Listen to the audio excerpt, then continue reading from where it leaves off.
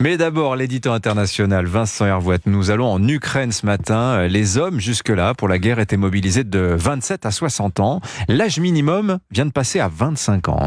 Oui, le président Zelensky a enfin signé le texte. Il avait été adopté par le Parlement en juillet.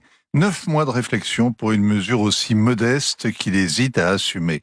Au début de la guerre, il a refusé de décréter la mobilisation générale. Les volontaires affluaient. Il fallait garder de la main-d'œuvre pour faire tourner l'économie et aussi épargner les jeunes générations tournées vers l'Europe. Contrairement à leurs aînés, marqués par le passé soviétique, résultat, l'âge moyen du fantassin tourne autour de 43 ans. Et puis, la guerre s'est enlisée, les volontaires ont disparu. À Noël, Volodymyr Zelensky a annoncé qu'il fallait 450 ou 500 000 hommes supplémentaires, des troupes fraîches pour combler les trous laissés dans les rangs par les morts, les blessés, les disparus, les prisonniers, et aussi relever les combattants épuisés après 2 ans sur le front. Alors ça va coûter 12 milliards d'euros que Volodymyr Zelensky ne sait pas où trouver. Oui, l'aide américaine de 60 milliards est bloquée par les républicains au Congrès et l'aide européenne de 50 milliards est bloquée par les Hongrois à Bruxelles. Une loi a quand même été présentée en janvier, donnant plus de pouvoir aux centres de recrutement, plus de droits aux réfractaires, permettant aussi d'enrôler les handicapés.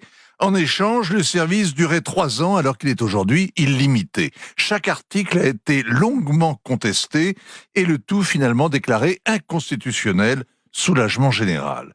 En février, le parti présidentiel Serviteur du Peuple a déposé un autre projet. En 2 mois, il a essuyé 4000 amendements. On comprend que les députés défendent leurs électeurs et que les électeurs redoutent d'être envoyés à l'abattoir. C'est le paradoxe ukrainien. 80% de la population croit à la victoire, mais refuse de payer le prix du sang. Le recrutement ressemble à une chasse à l'homme. La BBC estime à 650 000 les Ukrainiens en âge de combattre qui ont fui à l'étranger. À Kiev, on estime leur nombre à 800 000, c'est-à-dire autant d'hommes que sous les drapeaux. Échapper à la conscription a nourri un business florissant. Il y a ceux qui ont passé la frontière après avoir acheté un faux passeport ou un certificat médical. C'était facile vu la corruption régnant dans les centres de recrutement. Volodymyr Zelensky a limogé tous les responsables régionaux et traîné en justice plus d'une centaine d'entre eux qui s'étaient scandaleusement enrichis. À leur place, des sergents recruteurs sillonnent désormais villes et campagnes, faisant des descentes dans les bars, les bus, les marchés pour délivrer des ordres de mobilisation ou enrôler de force les récalcitrants. Comme ça ne suffit pas, le ministre de la Justice propose maintenant d'envoyer au front les détenus qui seraient volontaires, une mesure à la russe que le président hésite à prendre. Pourtant, il n'est toujours pas question de décréter la mobilisation générale. Alors quand on voit les tranchées ukrainiennes, cette guerre d'attrition menée à coups de canon, on pense forcément aux poilus de 14-18. Les armes ont évolué, mais la bataille est comparable avec des fantassins qui doivent percer les lignes de défense ennemies. Et puis la France avait 41 millions d'habitants à l'époque, l'équivalent de l'Ukraine.